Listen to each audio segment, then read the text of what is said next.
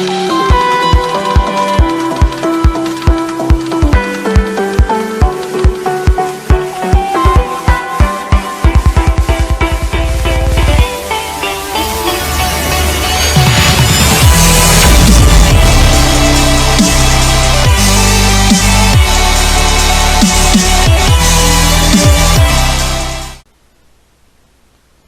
वालेकुम स्टूडेंट, कैसे हैं आप? उम्मीद है कि आप खैरियत से होंगे।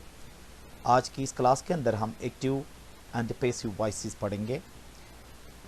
सबसे पहले हमें यह समझना होगा कि एक्टिव वॉइस हम कब इस्तेमाल करते हैं और पैसिव वॉइसेस हम कब इस्तेमाल करते हैं। अक्सर ये पूछा भी जाता है कि एक्टिव और पैसिव में क्या फ़र्क है। तो इसका जवाब सिंपल ये है कि जब कभी हम सब्जेक्ट की इम्पोर्टेंस बयान करेंगे उस वक्त हम एक्टिव वॉइसेस इस्तेमाल कर लेंगे, और जब कभी भी हमें ऑब्जेक्ट की इम्पोर्टेंस बयान की जाए या उस पर ज़ोर देना पड़े तो उस वक्त हम पैसिव वॉइसेस इस्तेमाल कर लेते हैं। तो क्लास के अंदर हम प्रेजेंट सिंपल के पैसिव डिस्कस कर लेते हैं कि किस तरह से प्रेजेंट सिंपल के पैसिव वॉइसेस पढ़ते हैं। जैसे कि आपको पता है कि इसका एक्टिव वॉइस हमने पहले पढ़ लिया है। एक्टिव वॉइस का मतलब ये है कि सिंपल जो टेंसेस हैं वो जो हमने अभी तक कवर कर लिए हैं वो सारे एक्टिव वॉइसेस कहलाते हैं।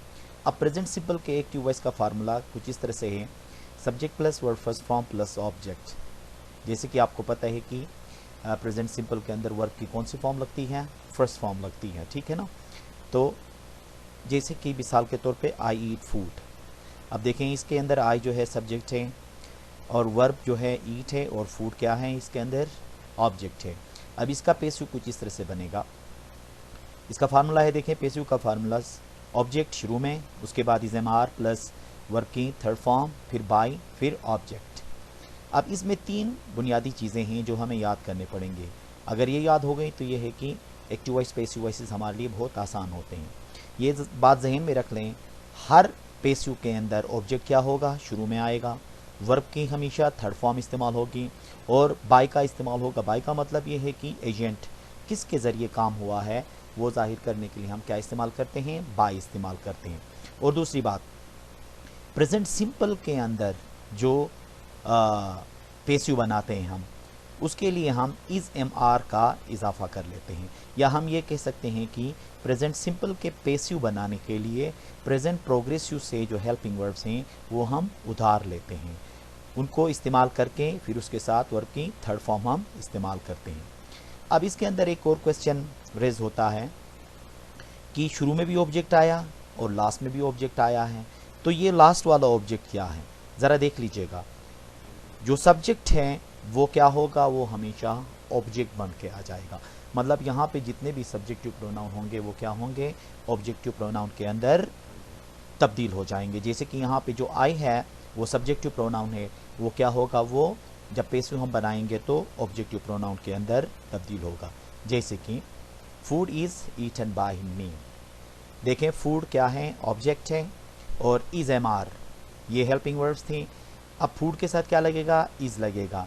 अब ईट का थर्ड फॉर्म लग गया ईटन, और बाय प्लस मी। जैसे कि मैंने कहा था कि सब्जेक्ट क्या बनेगा? ऑब्जेक्ट बन के आएगा। आई सब्जेक्टिव प्रोनाउन था, मी क्या है? Objective pronoun. इसी तरह नेगेटिव के लिए कुछ इस तरह से फार्मूला बनेगा। एक्टिव का फार्मूला है subject plus do does not plus verb first form plus object. जैसे कि I do not eat food. अब इसका पैसिव का फार्मूला कुछ इस तरह से बनेगा। ऑब्जेक्ट शुरू में आएगा, जैसे कि आपको पता है is am are not plus verb third form plus by plus object. यहाँ पे भी ऑब्जेक्ट क्या है? सब्जेक्ट ऑब्जेक्ट बन के आ रहा है। जैसे कि food is not eaten by me, ठीक है। अब इसका इंट्रोगेटिव का फार्मूला कुछ इस तरह से बनता है। एक्टिव का फार्मूला क्या बनेगा? Do does plus subject plus verb first form plus object. जैसे कि डू आई ईट फूड। अब इसका जो फार्मूला बनेगा इसी तरह से देखें, जब एक्टिव में से डू एंड डज शुरू में आ जाता है तो पैसिव में क्या होगा? इज एम आर आएगा। अक्सर स्टूडेंट यहाँ पे कंफ्यूज हो जाते हैं कि सर डू एंड डज लगा है तो पैसिव में इसके बदले में हम क्या लगाएंगे।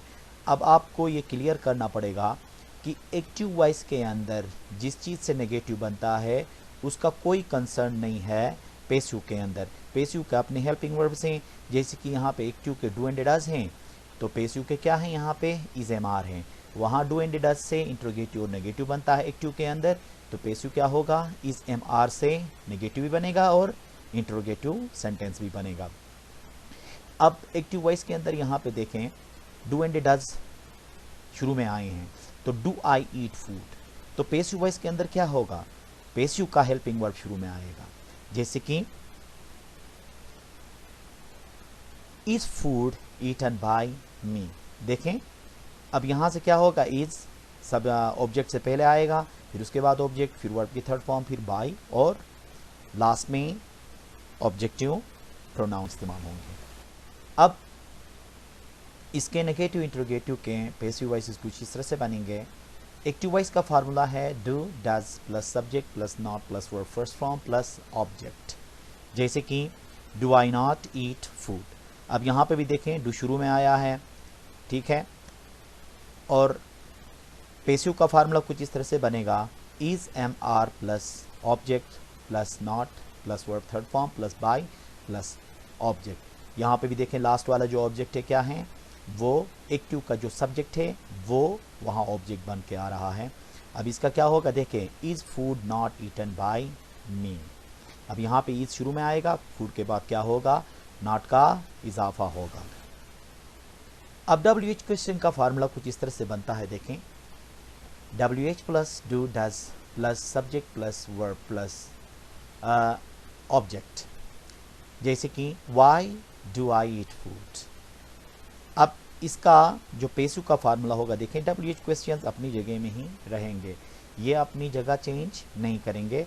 अब उसके बाद पेसिव का हेल्पिंग वर्ब आ जाएगा, फिर ऑब्जेक्ट, फिर वर्ब की थर्ड फॉर्म, फिर बाय और ऑब्जेक्ट, जैसे कि why is food eaten by me. अब देखें वाई अपनी जगह में रहा, फिर उसके बाद जो क्वेश्चन का फॉर्मेट था इंट्रोगेटिव फॉर्मेट इस्तेमाल हो जाता है, ठीक है। तो ये थे प्रेजेंट सिंपल के मुख्तलिफ जो सेंटेंसेस हैं नेगेटिव, पॉजिटिव, नेगेटिव, इंट्रोगेटिव और WH क्वेश्चन के फार्मूले। अब हम प्रैक्टिस कर लेते हैं थोड़ा। अब देखें यहाँ पे एक्टिव वॉइस से they play football in the ground. अब जैसे कि पहले हमने पढ़ लिया है पेसिव बनाने के लिए हम क्या करेंगे, पेसिव बनाने के लिए हम ऑब्जेक्ट को शुरू में ले आते हैं, जैसे कि football is played by them in the ground. अब देखें यहाँ पे बच्चे कंफ्यूज हो जाते हैं, फुटबॉल भी आया है और ग्राउंड भी आया है, दो दो ऑब्जेक्ट आए हैं के। तो आप लोग हमेशा ये गौर कीजिएगा कि सब्जेक्ट वर्ब ऑब्जेक्ट की ज़रूरत होती है, ये वाला फॉर्मेट चाहिए होता है पेसिव वॉइस बनाने के लिए। अब देखें दे प्ले फुटबॉल, यहाँ तक क्या है क्लियर है सब कुछ, सब्जेक्ट भी है, वर्ब भी है, ऑब्जेक्ट भी है। तो यहाँ क्या होगा, यहाँ तक पेसिव वॉइस बनेगा। फिर उसके बाद जो रह जाता है रिमाइंडर्स जो हैं वो एज इट इज़ आ जाते हैं। तो क्या होना चाहिए देखें football is played by them के बाद in the ground as it is वहाँ पे आ जाएगा। He does not speak English. अब इसका पेसिव क्या बनेगा, English is not spoken by him. He क्या हो गया, हिम बन गया। जैसे कि मैंने पहले कहा था कि एक्टिव वॉइस के अंदर क्या होंगे, जो प्रोनाउन सब्जेक्टिव प्रोनाउंस होंगे वो पेसिव के अंदर क्या हो जाएंगे, ऑब्जेक्टिव प्रोनाउन के अंदर चेंज हो जाएंगे।